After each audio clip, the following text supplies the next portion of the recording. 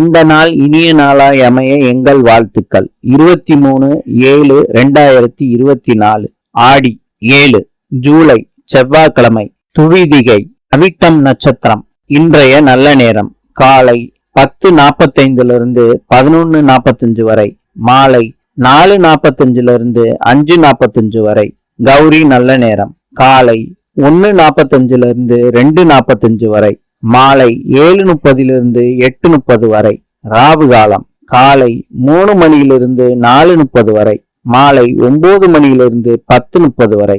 யமகண்டம் காலை 9 மணியிலிருந்து 10:30 வரை, மாலை 1:30 3 மணி வரை.